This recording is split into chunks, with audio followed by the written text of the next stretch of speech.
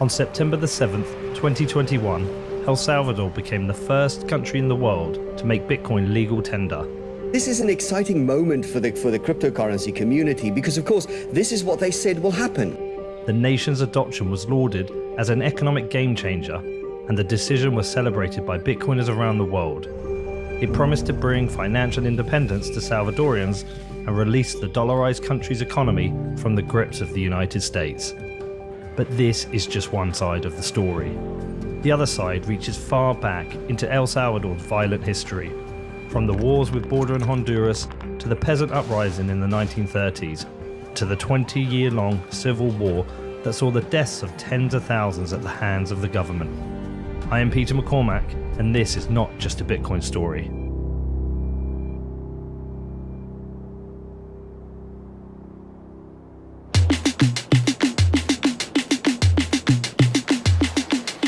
Shortly after I arrived, like many Bitcoiners making their pilgrimage to El Salvador, I took the 30-minute trip from the airport to the beautiful beaches of El Zonte, where Bitcoin has started a financial revolution. With the help of an anonymous benefactor, Michael Peterson turned a tiny surf village into a Bitcoin-friendly community and ignited the Bitcoin revolution in El Salvador. We actually met with this guy who was an early Bitcoin investor, and he basically just said, you know, I have made all this money in Bitcoin, I'm never going to be able to use it all myself, and I want to use it to do good things in the world. They were looking for a project that would actually help Bitcoin circulate. We started paying kids to work in different work programs in Bitcoin. At the same time, we worked with the different stores to be able to accept it. So here we are. Crazy how much it's changed. Yeah, huh? 2 years after I first came here with you, where I was in Uruguay and you're like, Pete, I've got this project, it's Bitcoin, do you want to come and see it? And I was like, okay. I checked the flights. I was like, I'll be there in 2 days. This wasn't here, was it? No, it was just an open kind of yard here that we used, and we'd meet, with the kids outside. Like, this hadn't even been started, or wasn't even in the planning process at that point. How do you take it all in? Because when I first came here with you to see the project, I was like, yeah, I was excited, but I was also, when I saw it, I was like, oh yeah, this is cute. It's like 10, 20 kids playing football, they get a bit of Bitcoin, they're gonna spend it out there in the pupuseria, and fine. And I left thinking, meh, okay, cute, but forgot about it. And then here we are, nearly 2 years later. Next week on Tuesday, Bitcoin is legal tender in this country. How do you take all that in? I mean, it's surreal, I'll be honest. Like, even where we were a year ago, I wouldn't have thought that, we'd be talking about this for another 8 or 9 years. It was always a dream that eventually El Salvador would be the first country to really embrace it. But the fact that it's happened so quickly, I'm still trying to wrap my mind around that. Many of the stories regarding El Zonte and Bitcoin Beach focus on Michael Peterson, but Michael did not do this alone. His wife made the difficult decision with him to move their children from California to El Salvador. Had Mike talked to you about Bitcoin before Bitcoin Beach? Yes. When was it that you turned all my retirement into Bitcoin? Whatever year that was. That was my first introduction to Bitcoin. And I was like, Bitcoin, isn't that like Chuck E. Cheese coin? When we started the project then is when we started talking about it a lot more. When we had heard about the stoner, and then that started a lot more conversations. What about for you though? Because Michael sees a lot of things here through the lens of Bitcoin, but you don't care about Bitcoin. So how's it for you here? How have you seen things change? I think a lot has changed because of Bitcoin, but I think primarily, as far as what I see, is also through community and through relationship. I feel like that's really the goal behind any organization that comes down to do good, is to empower the local people. They're the ones that are going to be here forever. And you get a couple key people there, and then they start to make small changes within the community, and then those become generational changes. For Bitcoin to be used as a currency, businesses need to accept it for their goods. One of the first to do so in El Zonte was a coffee shop owner, Enzo Rubio, in what proved to be a life-changing decision for him. Coming from El Tunco and opening a shop here, I wanted to be part of the community. So if the community was accepting Bitcoin, why not, right? So that's what I did. And then January happened. We saw Bitcoin going up and up. So it was a very good idea to have my savings on Bitcoin. So that's what I've been doing. But what have you also learned about Bitcoin in this time, and what does it mean to you yourself, like not you as a business owner, but you, Enzo? When I started to do the real research was when I was about $500 in savings. Then I started to care about it. What would happen if I lose that money? So that's why I started to do the research. At the end of the day, when people learn about it, they're going to be able to do amazing stuff with their money. Now that the country is going to use this, we are going to create needs that nobody is looking at. So why not having young people learning to code into blockchain, the lightning, participate that, and then develop? I think it would be a great opportunity for the young people and for Salvadorans in general. And we can get good coffee. Absolutely. As I drive out of El Zonte, I'm reminded that my experience has been that of a tourist. I knew there was more to this story than pupusas and coffee. I kept thinking about the protests in the streets and my first conversation with Bukele. Are you aware of the Bitcoin law that comes in on Tuesday? No. Are you aware of the Bitcoin law that comes in on Tuesday, and will you allow people to buy things from here with Bitcoin? If somebody wants to pay with Bitcoin here on Tuesday, will you accept it? No. The news of Bitcoin was sweeping across the country, but after speaking to dozens of Salvadorians, it was clear that many did not understand it or what it would mean for them. Only a few people had downloaded the government wallet, and even amongst those, there was still confusion as to what they were meant to do. Also, I would soon learn that not only were these people concerned because they did not understand the technology, some were angry that they were being forced to use it. Nayib Bukele has said in the law that you have to accept Bitcoin if people want to pay with it. Are you ready for this? No, yo creo que ni yo ni ninguno de las personas que venden dentro de este mercado no ha habido educación necesaria, no se le ha explicado lo necesario a las personas, a pesar que el presidente habló dentro de unas cadenas que sí se iba a dar como más comunicación acerca de eso, pero realmente la población no conoce nada de eso. Además que hay problemas más importantes que atañen al país, como para estar hablando de un cambio de moneda que se tendría que haber dejado como algo secundario. I've always been hesitant to call myself a journalist, but I've made Bitcoin my life's work. And if the currency I was so passionate about was adopted by an entire country, I felt a responsibility to tell the whole story. There's a saying in the Bitcoin community that goes, Bitcoin fixes this. And I wanted to see some of the issues affecting the country and whether Bitcoin could actually bring change.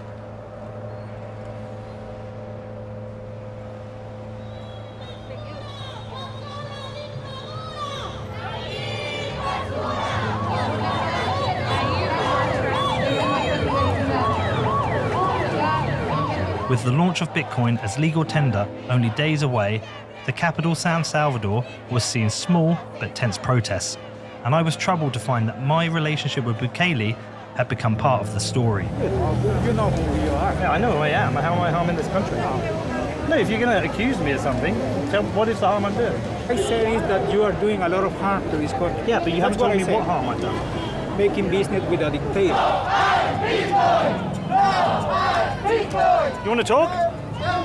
You want to talk? Can you just tell me why you don't want your faces shown? Justamente, una de las cosas por las que nos preocupa mostrar los rostros es que ya empezó con una persecución de parte del Estado hacia voces críticas, no solo por el Bitcoin, sino que las voces críticas de cualquiera de las decisiones del gobierno ya comenzó persecución. Por eso es importante que no se muestren nuestros rostros. It feels like your issue isn't with Bitcoin, your issue is with the Bitcoin law, and your issue is with Bukele. Is that correct? Que la cuestión es que, por ejemplo, esta política del Bitcoin ha sido impulsada de una manera inconsulta con la población salvadoreña. Prácticamente es una iniciativa del presidente. Look, I understand and I'm listening. Like, Él escucha y los entiende. yeah, I understand. I appreciate your time. Gracias por darme el tiempo. Yo los escucho. Gracias. Gracias. Gracias. I didn't realise that opposition people have now like tied my story into Bukele's story and they consider me as part of the thing they hate. So now I'm a scammer, or I'm doing business with Bukele, or I'm part of the Bitcoin bros trying to bring Bitcoin here and I'm trying to suck.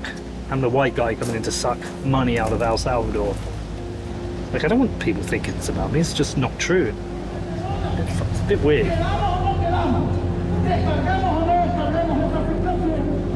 I definitely feel differently about the whole project now from not only 7 days ago, but 2 months ago. I've learned a lot more about what people think and impact on the country.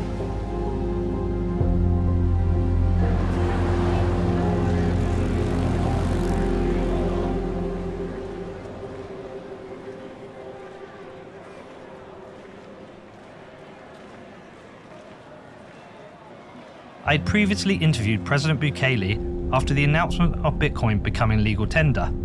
This first conversation with him was on my mind, and I felt the need to speak to somebody on the other side of the debate. Congresswoman Claudia Ortiz is a staunch opponent of the president, and she had no issue making it clear what she thinks about President Bukele and Bitcoin. How do you feel about his presidency and how do you feel about this Supreme Court decision? I am very worried about it because that law, that bill, was passed the same day it was introduced to the Assembly. And this is a very important decision, and they didn't ask the people if the people wanted this.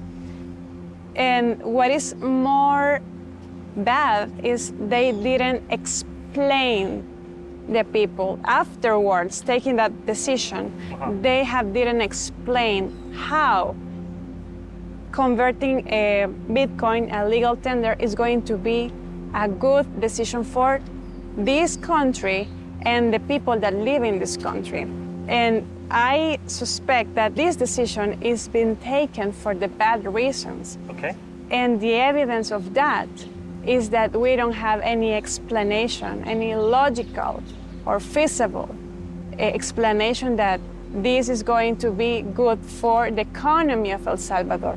Other problems, like the public finance crisis that we have, are been existing for maybe a decade, more than a decade.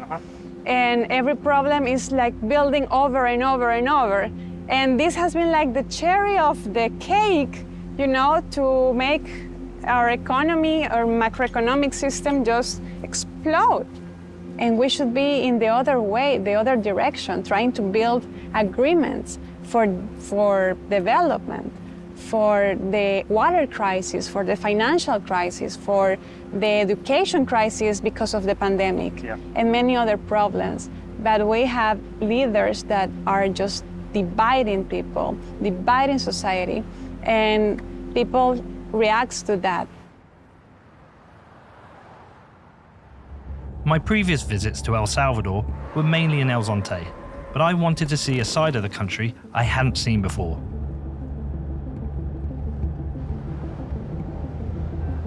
I was introduced to Ida, who showed me his program to help addicts get off the streets and rebuild their lives.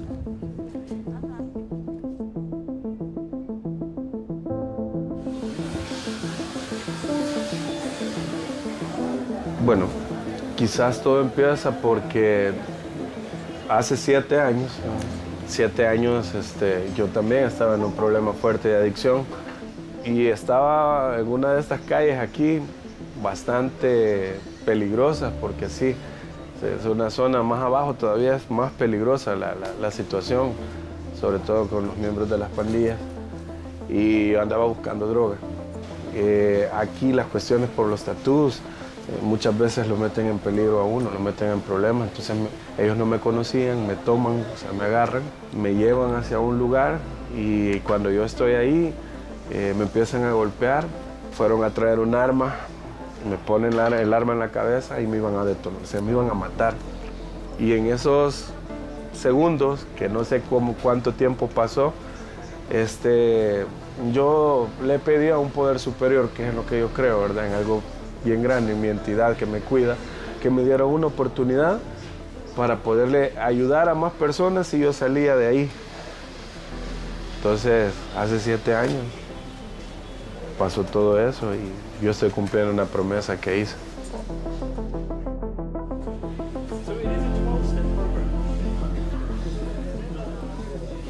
This is Mario Flamenco. Hello. Hola. He's very sick. Okay. About your stomach issues. Okay. Take a big problems about alcoholismo. Alcohol. Yeah. Cirrosis hepática. En desarrollo. Okay. You all right, man? Yeah. How long ago did he stop drinking? 1 month. 1 month and days. Are you feeling better? ¿Se siente mejor? Yeah, I see, man. Oh, he had an operation? Yeah. What was the operation for? Digamos que como en este caso, tengo otro par más que ya se ven en unas etapas bien avanzadas de alcoholismo, de adicciones, donde el daño biológico es grande y honestamente necesitan algo más. Pero ojo con esto, porque los hospitales del país y algunos centros que podrían brindarnos la atención que este tipo de personas necesitan, no lo hacen. Y nosotros buscamos así de algún modo, ¿verdad? Con el recurso que tenemos, ese es el grave problema. Do you get any help from the government? No. No. Aquí hay una comisión que se encarga de estas situaciones. De hecho, yo me he acercado para ver qué podemos hacer, ¿verdad? Pero el recurso original para esto, entiendo yo que no existe porque es lo que ellos dicen. O sea, yo entiendo que para esto no se está brindando en estos momentos ningún tipo de ayuda. Con honestidad no hay nada. Hacemos de todo, prácticamente buscamos por todos lados el recurso, que es bien poco el que en este momento se puede mover, pues. Son alrededor de 150, 160 platos de comida diarios. O sea, es una locura, pero... It's cool, man. It's very cool what you do. Very cool. Pero somos como esos diamantes que hay que limpiar. 1, 2, 3. Y van a volver a brillar, ¿no? O sea, es algo más. Es una vida que se está salvando, o sea. I've got so many mixed emotions today. It's a weird day, man. Like, you realize there's bigger things you can do here. It's like, okay, I can make a film about X, Y, Z, or I can use the platform I have to help other people. Maybe that's what I can do. I can use this platform to help other people. We came to a facility, which is essentially a charity, which helps people with addiction get off the street, get clean, and get back into civil society. But when you go in there, like, let's be real, it's not great. You know, it's not sanitary, it's crowded. It's like 40, 50 people living in there. If you can get the right money to the right people, you can fundamentally change people's lives. You can do good. And that's at a time when we've got, like, literally 2 hours after we just found out and discussed Bukele doing a power grab and doing something which probably is about him. You've got this guy out here who isn't about him, it's about the people. And that's what Bukele should be. It should be about the people. Like, if you're an elected president, your job is to serve your constituents. But he perhaps, I don't know though, I'm so confused. I don't even give a fuck about the politics right now. It's a really, it's a weird day. It's a weird day. It's a weird week. Internally and externally.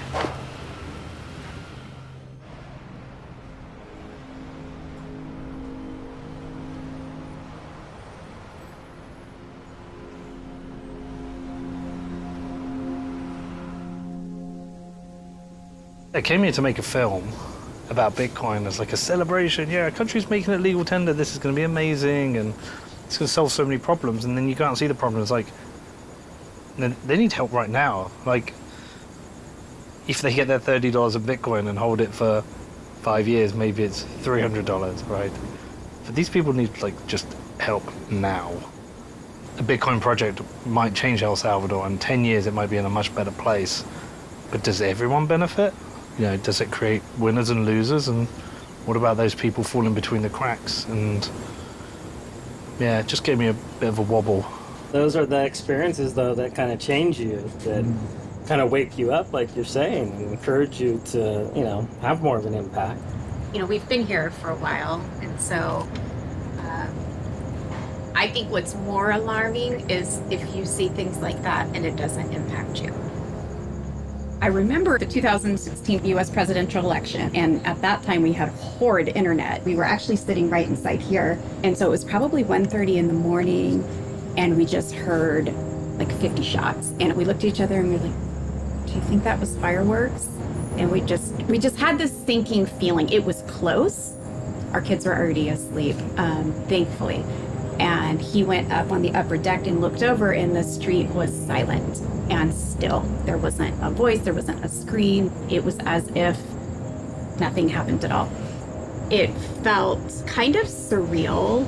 So we went to bed, and then Jorge called us at, it was maybe like 5 o'clock in the morning, and he said, you guys need to come across the street. And police were there, they were gonna take the body out. And so the first thing that we try to process is, how are we going to tell our kids? And that's just a really hard thing. And you could tell there was, you know, they process things very differently, the two of them.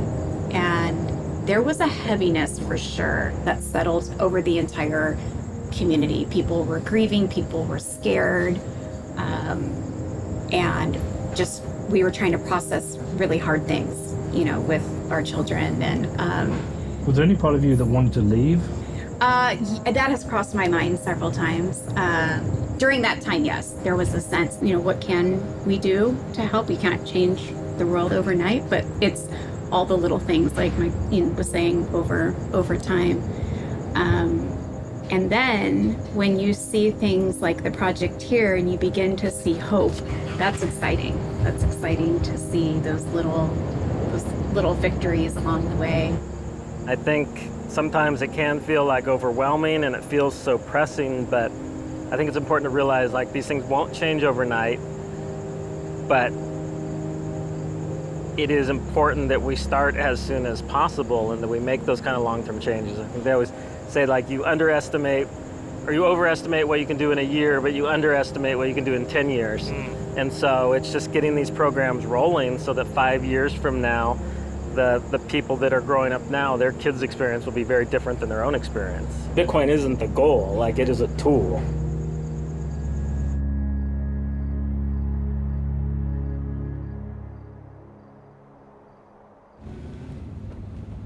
I couldn't stop thinking about my first conversation with Bukele. Had I given him an easy ride? Had I handled it responsibly? The president was about to make Bitcoin legal tender, a decision no other leader had done. It was a bold move and something I supported. But my experience this week had taken this story to a place I had not expected. I had met and spoke with people who had problems that Bitcoin could not fix.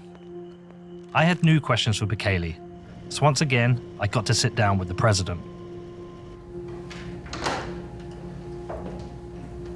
Hey, Peter. How are you? Good, how are you?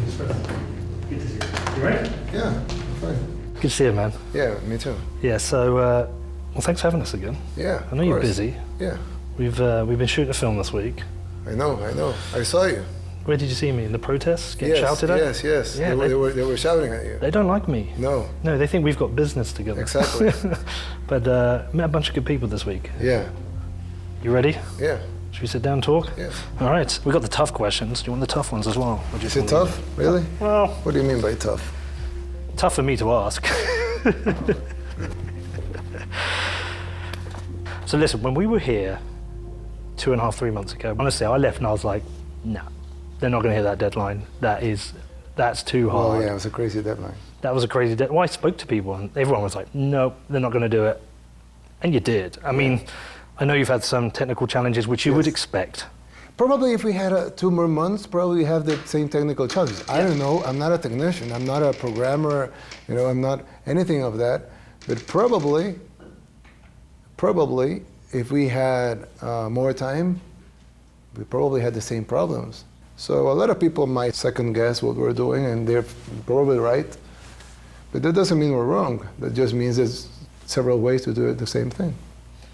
Yeah, we went to Starbucks today and it was flawless. Well, you know, a lot of people, they haven't really seen that in, that these global corporations are actually accepting Bitcoin for a coffee. That's what we were discussing. And these companies, they work globally, like Pizza Hut, for example, or KFC, or Wendy's, or Burger King, and they're all accepting Bitcoin right here. So all of these corporations will experience this right here. In a couple of weeks, you won't need to carry cash or credit cards. Actually, you won't need a real wallet. Yeah, look, I think it'll work. Of course it will. But I don't know if the measures will be there in a year or like 10 years' time. I think it works. The opposition parties, they have been saying, oh, they're going to take away your dollars, or they're going to force you to use Bitcoin, even if you don't want to. Mm-hmm. And they actually used that discourse for the last 3 months. When September 7 arrived, nobody took away your dollars. Nobody forced you to download or use anything. Then September 8 came, September 9. And you didn't need a year, you didn't need 10 years for people to realize that this is voluntary. Nobody's taking your dollars away from you. If you want paper money, you can have it. Look, I'm a Bitcoiner. We've lived with this bad news for every cycle. Yes, but if you see their demonstrations, they can never reach 500 people. I mean, for them, it's like their cap, right? But they will say that the numbers are low because people are scared to come out. That's what some of the people said to us. Yeah, but do you think that's true? Do you think that's true? I mean, people would be scared of, have you seen how the police react to the protest here? They don't do it. Well, they weren't really there. Exactly. I have been president for 2 years and 3 months. Mm-hmm. We never dispersed protest. Yeah. We haven't used one can of tear gas in my whole presidency, because I always will instruct them, like, please stay away from the protests. I mean, let them protest. Mm-hmm. If they paint everything, we're going to paint later. Do you support the idea of a protest? You want to see it? You want to understand? Well, I don't want them to protest against me, but I really support their right to do it. Yes, of course, I don't like it, but that's the whole point. Yeah. I mean, if I like the protest, of course I will support them. The whole point is that they are able to protest whatever they want, wherever they want, say whatever they want, and they say pretty mean things, right? I know. Yeah. But they have the right to say this. This is the whole point of it. I will want to have that right if I was not in government, right? Big question. I can't actually believe. I mean, I'm not a political guy. I'm going to be discussing politics with you now. I mean, it's quite a big question I'd written down here. Yeah. Well, you can read it, but, I mean, I almost want to ask you just because I can't even. One, I can't believe I'm here, and I'm just a Bitcoin podcaster from Bedford, but. It's really the question a lot of people are asking. Yeah. Is that are you a dictator? That's the thing that people are regularly saying. Think? Well, what's the ingredients? What's the ingredients of a dictatorship? I've got the dictionary definition here. Yeah. A ruler with total power over a country, typically one who has obtained control by force. And I think what you'll think is I've got to do. I know, but I think you can answer for me. I mean, I think you're going to run again, and I think you will. As long as everything goes okay, you will retain your presidency. That's what I think. But what do you think about the dictatorship? Do you think that has any logic to that? I mean, do we doing anything by force? Do we obtain power by force? Are we imposing it on everybody else? I think it's a subjective term that some people can describe as you are, and some people can describe as you aren't. I think people shouldn't use it so lightly, agree. because then it's like. If everything is a dictatorship, then nothing is a dictatorship. I mean, the problem with it is that when you have a real dictatorship that you need to fight, then what's the difference between a dictatorship if everything is a dictatorship? And I just think that, I mean, there are real dictatorships in the world that are very harmful to their people, that they crush on their people. And it's not El Salvador. What is the long-term plan? Is it to do a specific job? Or is it one of those things where it's like, you know what, I love the job, I want to stay in it? No, I can't, I'm not going to answer, but I can tell you it's not my plan to just stay in the job. It's not, no. I don't want to do that in my life. It's just too much. We have elections anyway, so you know, that's a reality. If we were a dictatorship, we won't have elections.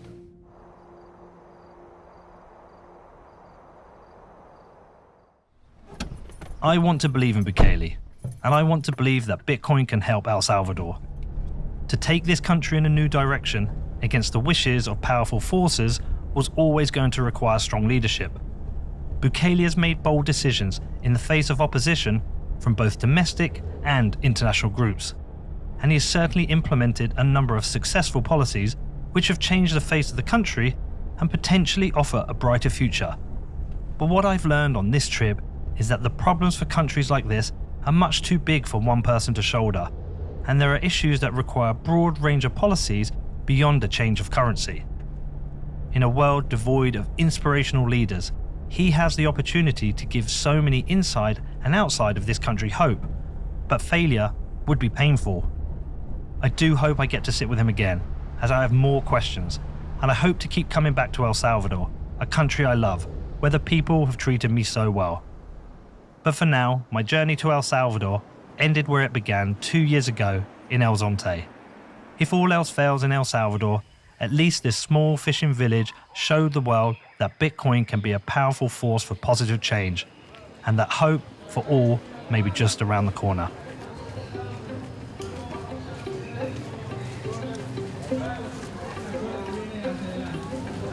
This is wild. So 2 years ago, I came here to see Michael Peterson's project, his Bitcoin Beach project. There was like 10 kids getting paid in Bitcoin for doing work.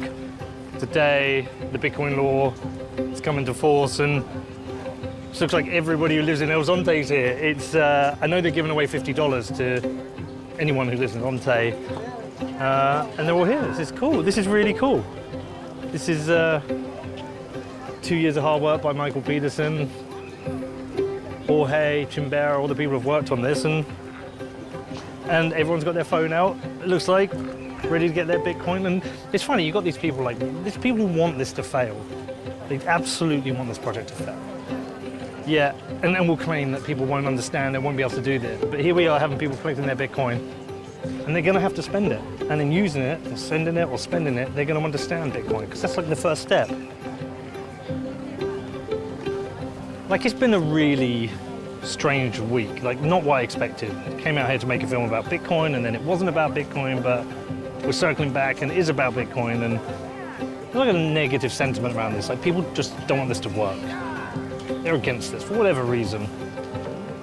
Yeah, here we have probably nearly every person who's in El Zonte here to collect their Bitcoin. I think it's a bit of a celebration.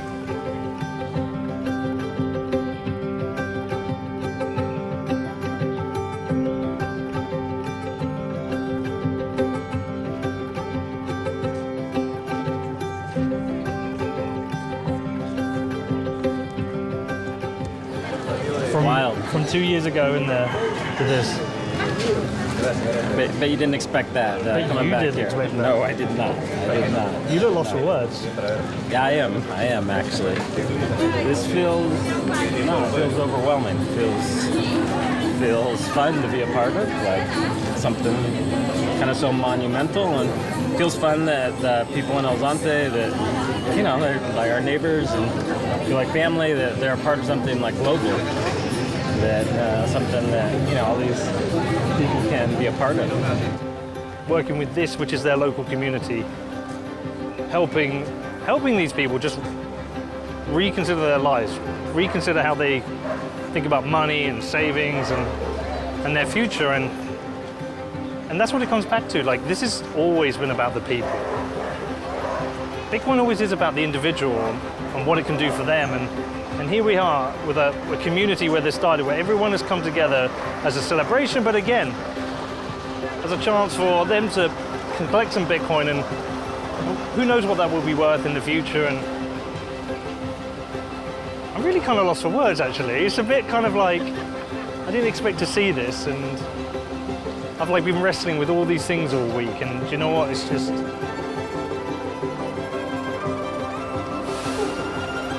yeah, it's just really cool.